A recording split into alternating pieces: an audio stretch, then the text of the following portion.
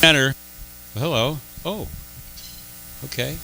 At Spiritual Life Center, we pay a lot of attention to spiritual principles which lead us to lead happier, more successful, more peaceful, more loving lives.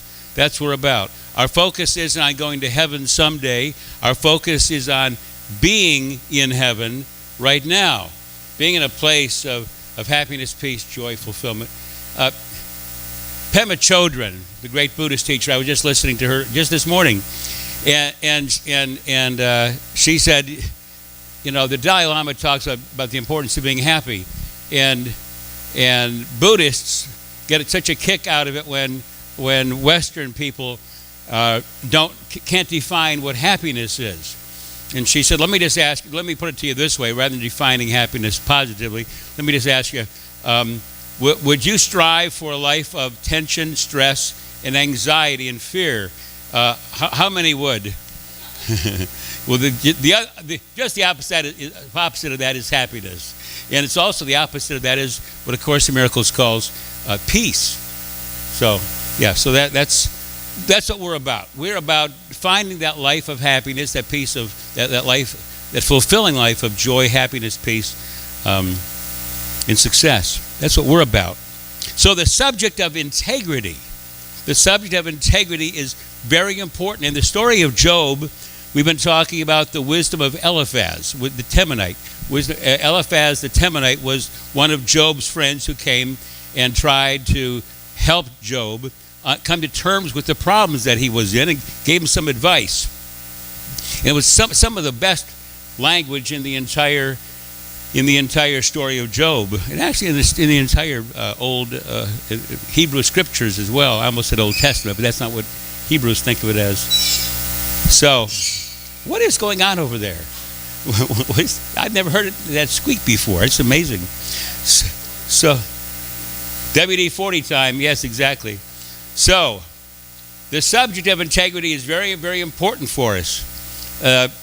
Eliphaz counsels us through Job that we'll be a lot happier and a lot more successful if you'll return to the Almighty and remove unrighteousness from your tents.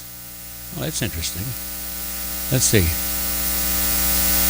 Yeah, I thought I had it up here, but I guess I don't. If you will return to the Almighty and remove unrighteousness from your tents, T-E-N-T-S.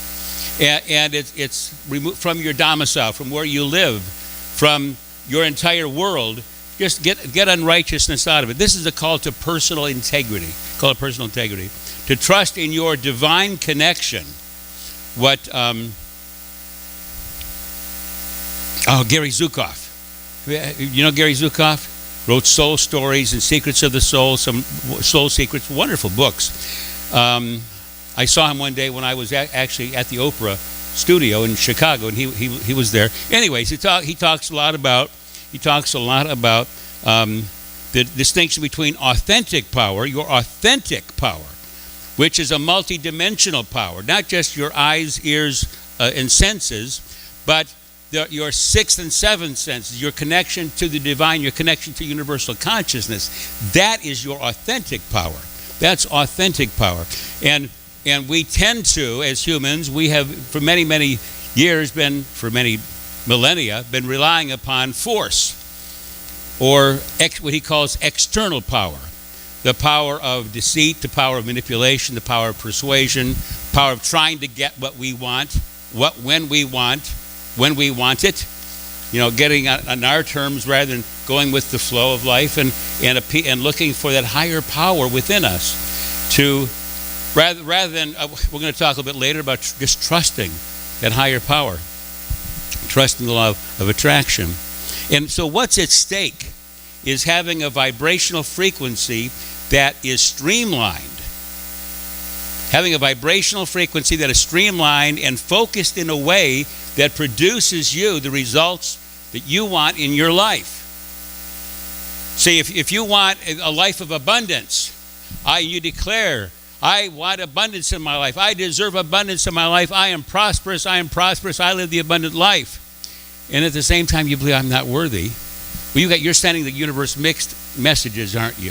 If you really feel I'm not worthy of that job, I'd like to get that.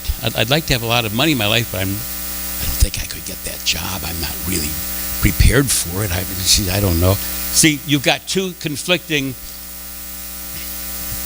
messages happening, and you have vibrational frequencies that are at odds. And so the universe does not produce. No, the universe produces according to your discordant vibrational frequency. So what's at stake in the conversation we're having today is having a streamlined frequency. Because knowing that our beliefs produce the attitudes, thoughts, and feelings that bring us success or failure, happiness or misery. We'll say those affirmations, I am prosperous and life is good. But then, that's good. But then if we cheat our employer, or we steal from someone, or we cheat on our loved ones, or we send out that mixed message. We say, I am prosperous with our mouths, and we say, I am broken with our actions. Huge difference and disparity, which sends a mixed signal to the universe. Consider NASCAR. We're coming into race car season. You'll be seeing the Talladega 500 and the Daytona Beach 500. I'm fascinated by that stuff. I had a cousin, Louis Tassi, out in San Diego. He used to race cars and race hydroplanes and race anything fast, and he loved that kind of stuff, and I loved it as well. And one thing I've noticed is that these race cars, they don't drive along with anvils on top of their roof. Have you noticed that? You know what an anvil is? Here's an anvil. They'll put those 400 or 500 pound pieces of lead on the roof of their car. Why is that? Well, there's probably a whole bunch of reasons. Number one, what would be the point of that? But it does present a nice object lesson for us. Race cars don't have anvils on the top. Anvils would weigh the car down and hamper what they call structural integrity of the vehicle. Race cars are designed to be aerodynamic so that they can slide, draft, or slipstream. See here, they're all one after the other. They get in behind each other real close, and they get into the vacuum created by the car ahead of them. And that's called slipstreaming. They slipstream through the racetrack. And they can actually save gasoline and go faster if they're in behind someone very tightly that way. If you have extraneous things on the car, like an anvil is a silly idea, but suppose a telephone pole sticking out the window. I mean, race cars don't have telephone poles in the window either, do they, Mike? Mike's an engineer. Mike knows about this. Mike knows about these things. Not that I know of, he says, yes. So you couldn't slipstream. You could not go around that racetrack smoothly and efficiently at 200, 210 miles an hour. The same with your personal integrity. Same with our personal integrity. Merriam-Webster defines integrity as a firm adherence to a code of especially moral or artistic values. Its synonym is incorruptibility. An unimpaired condition. A synonym would be soundness. The quality or state of being complete or undivided. Completeness. And so breaches in completeness of integrity is termed in the Bible unrighteousness. That's what that means. That all that bit about righteousness. A righteous man is a man who has his integrity. A woman who has her integrity, whose actions follow out of the highest beliefs and the highest adherence to the highest codes. An unrighteousness shows itself very clearly as my friend the bank robber who I've told you about in California. The guy who was Steve, who was arrested for robbing 22 banks. Nice guy, but boy, did he mess up his life. And it was messed up before he was arrested. Came home to our little village one day, and there was all the FBI was out there arresting Steve. Who knew? Who knew that he was that he was a bank robber? Well, he was the most wanted man in California. But one thing about Steve that I noticed was that he really struggled. He'd be having a barbecue, inviting the whole neighborhood over, and he'd throw these big lavish barbecues. Well, guess where he got that money? and he would be he'd be doing a barbecue thing, but he would never be able to be with you. He'd be looking out the street. You'd say, "Hi, how are you?" "Doing fine, fine. How are you?" He's always looking over your shoulder. Gee, I wonder why. Because he knew one of these days, the FBI is going to show up. And in fact, they did. You can't lead a life of integrity. You can't slipstream through life. Going after your goals, desires, and ambitions, and having your sincere desires fulfilled, if you're looking over everybody's shoulder because you might get arrested. Unrighteousness shows itself very clearly in cheating on income tax. Cheating employees out of their pensions, like many corporations have done in the past. Lying. Breaking any of the laws of man, except for in cases where it's clear to you that you must honor a higher law, like Martin Luther King did, and Gandhi did, and through civil disobedience. Having affairs which break the rules of your marriage or your partnership. Not following through on something that you promised someone. This is maybe one of the most common acts of unrighteousness or out of integrity that we do. We make a promise to each other and, "Oh, I'm so sorry, I couldn't do that. I know I said I'd be over at 7, but something else came up tonight and I just couldn't be there." Gee, how do you expect to create what you want in your life if you can't even keep your word and keep your promise that you make to other people? Resentments are another way. They take us out of the slipstream. Shortchanging your customers, giving them less than you would want for yourself. Do unto others, Scripture says, as you would have others do unto you. Why? So you can slipstream through life, because you're keeping with your integrity.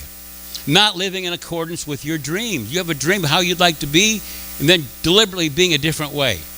Or not measuring up. See, this is not about you being bad. This is about you being able to look and see where your character defects are, or where your out of integrities are, and go, I can improve here.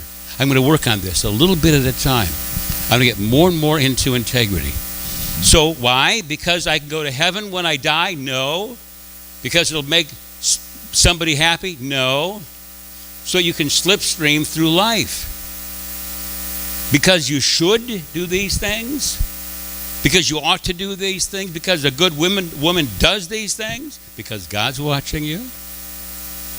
No. Because you'll go to hell if you don't? No. Because you just won't be able to get the best out of this life.